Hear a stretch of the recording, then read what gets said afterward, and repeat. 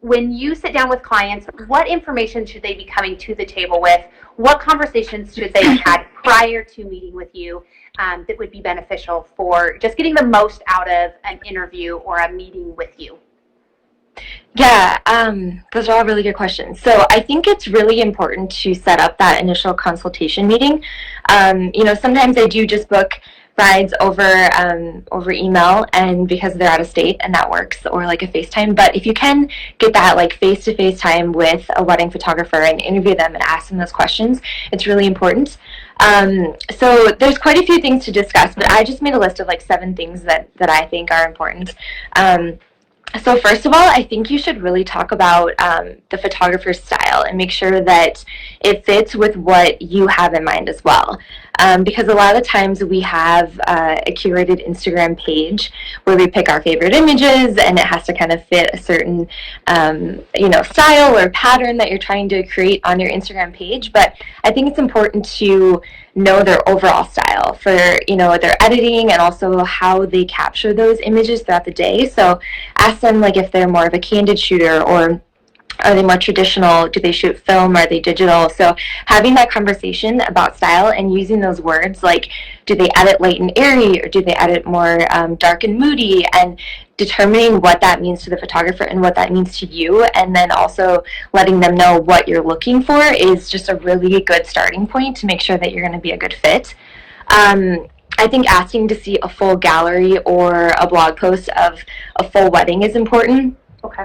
Just to see how they capture the getting ready photos, how do they capture the reception and the dance and things like that, because a lot of times you don't see those images on Instagram either. So taking a look at a full gallery, making sure that's what you want as well.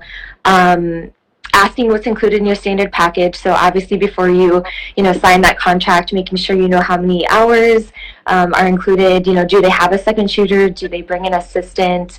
Do you get the printing rights to the images? Do you get a USB at the end of the day? Yeah, like make sure, ask if you have to order prints through that photographer, if they provide those, and you can just download the digital files and print them wherever you like.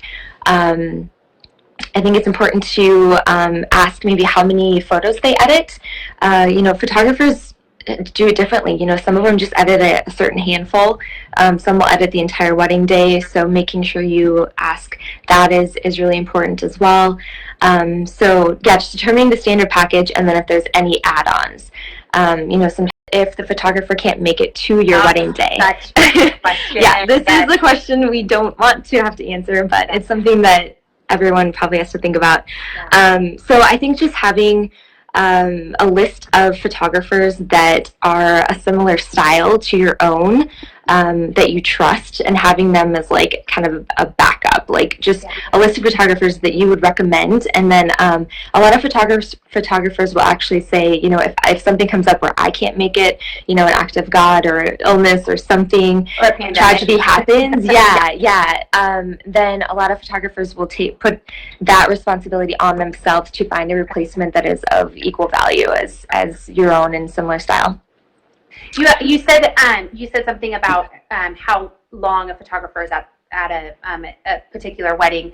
In your recommendation, or in your eyes, what is a good amount of time that you would recommend for a bride and groom to hire a photographer? How many hours in the day? So I think 8 hours is pretty standard. Yep. But that does probably mean that the photographer is going to leave a little bit early before the dance is over, and they may come like in the middle of the getting ready part of the day. So you'll get a little bit of like the getting ready and a little bit of the dance. But if you want like a full day coverage, I would say like 12 hours. It probably ends up being like from very start to finish. Okay. Yeah. 12 hours is a good recommendation. I always get asked that. How many hours do you always recommend as a for me? And I'm like, oh man, I'm like, it's, I mean, for me, I'd love them there all day, but obviously, it always. Yeah, I would say 12 hours is probably like the full day, but I get a lot of 8 and 10 hour days too booked. So, yeah. Okay. Awesome. What other questions before I move on to a couple questions I want to ask you? Yeah, so I think it's also important to ask your photographer if they have backup equipment. Okay. So make sure they have 2 camera bodies, multiple lenses. Make sure that they are copying to 2 cards at the same time. So whatever image they're taking, it's copying to a second card in case one of the cards is corrupt. Then you have another backup, an instant backup. So that's really important. So or in that double flash. So if their flash goes out, they have another one. That's just part of being a professional photographer, is just having extra gear. Oh my gosh.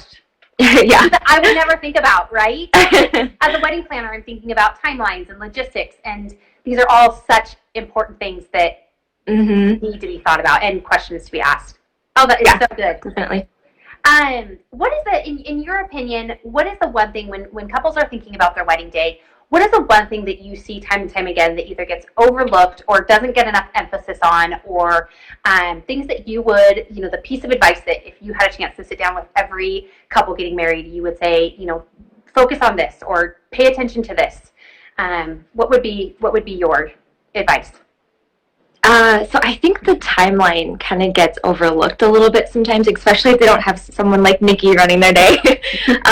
Everything always takes longer than you think. So when I do a timeline with the bride and groom, I make sure to add that built-in buffer time.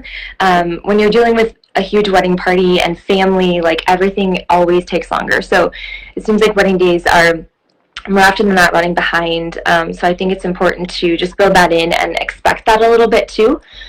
So maybe talk about that with your photographer, see how they handle those situations. I think it's important to book one that, can be a little bit assertive with sticking with the timeline.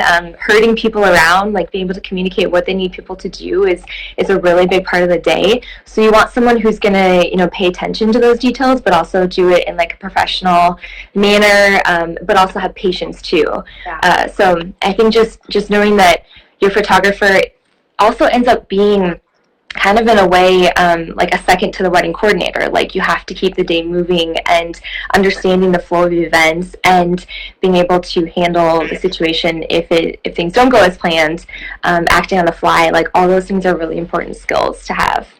So good. Buffer, when you say buffer, 15 minutes, 20 minutes, 30 minutes, what would you recommend? It kind of depends on like what part of the day.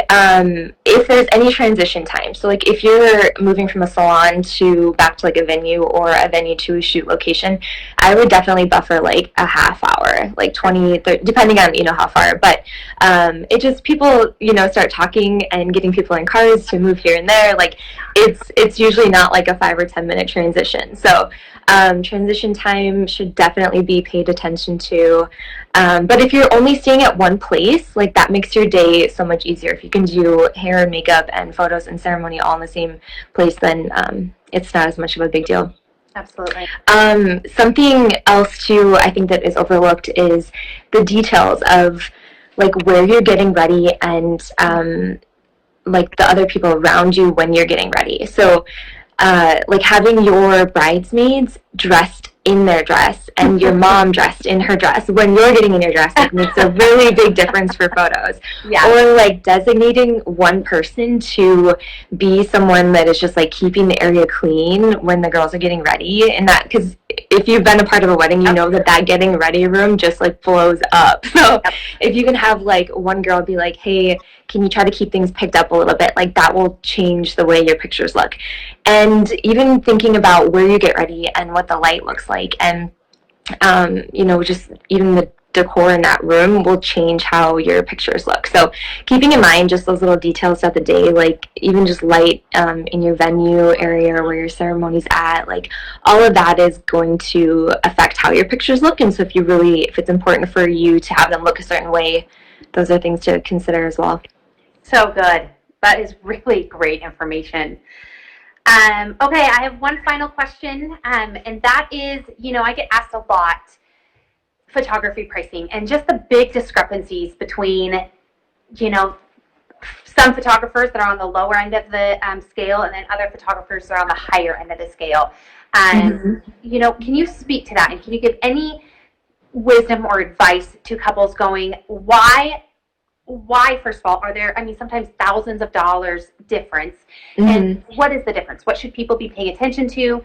And, if you could kind of shine a light on that. That'd be awesome. Yeah. I think there's probably like three big reasons why. First is experience. So if you've been in the industry for a while, your prices tend to go up. And a newer photographer might drop their prices just to get that experience, get some content for their portfolio, just book some weddings. So it doesn't mean that you shouldn't book that new photographer. They might be very talented and you can get a good price. So not to say that that's not the route to go, but that's probably why you're going to see such a price difference. Because if you've been in the industry for a while, you also probably built up your equipment list. And if you have, that double backup equipment, you're probably hauling around close to 20 grand in equipment. And that just, goes into your operating costs. And, the longer you've been in the industry and the more professional you become, you just realize like how expensive it is to actually provide that service.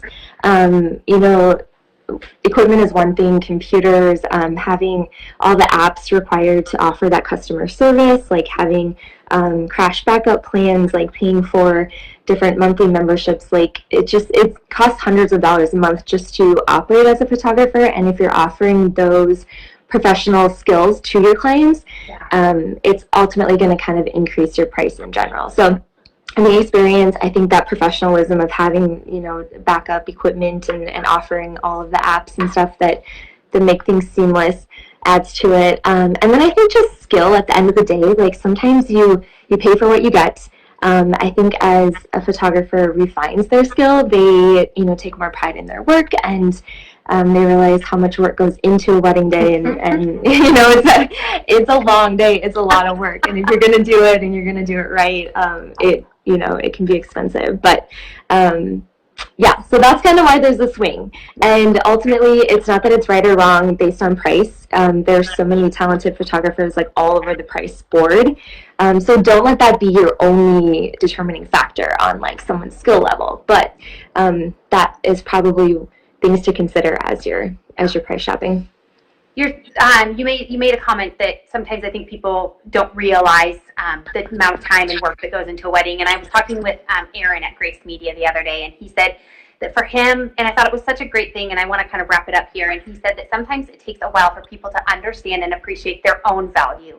And I thought that was so well said. That, like you said, there are so many talented photographers out there from all price ranges, and sometimes it does take that photographer realizing that they are worth so much more. Their talent is worth so much more than what they're charging, and it just takes them a while to just kind of get that experience and be able to charge what they're truly worth. And so letting price be a guiding light, but also realize you get what you pay for when you go with a photographer that's experienced and knows what they're doing. Exactly. Yes. Yeah, that's a big part of it. And then I just also thought of like double check, what is included, because sometimes you're getting charged for an album. That might be part of the package, which is also increasing the price. Or a second shooter or an assistant might be included in there. So just double check that, like, if there are any add-ons, that, that's also why the price is higher or something like that. And sometimes it's negotiable, like, if you want to change the package or if you don't need something, usually photographers seem to be pretty, I am anyways, speaking from experience, like I'm pretty negotiable, like if somebody wants something added or they want something taken out. So it's always worth asking, I guess. Cool. Yeah. Awesome. Well, Amy, thank you so much for your time. Before we leave, anything else that a newly engaged couple, any advice, any tips before we part ways? And yeah, you had some great questions. I think something I always just tell them, like on their wedding day too, is, because that was one of the questions we had talked about before, was like, what advice do I give them on their wedding day? And it's also to just like schedule a little time for yourself to like take it in. That's always my big thing, is like the day goes so fast and there's so many people and you're trying to keep to a schedule and timeline, and sometimes you hardly see your husband or your wife on that day. And so I always try to build in a little time for them to have some alone time and take it in. And then I personally get click happy, and I will take your picture like all day, and I will steal you all day to work with you. And so I always talk with my clients ahead of time, like, okay, how important are pictures to you? How much time do we want to devote to it? And make sure I stay to that, because I also know that it's important that you are with your guests and you're at your cocktail hour and you're having some fun, on that side too. And it's not just about pictures, like your whole day shouldn't be a photo shoot, but so it's that happy balance between, getting the pictures you need and you want and talking about that, and then also making time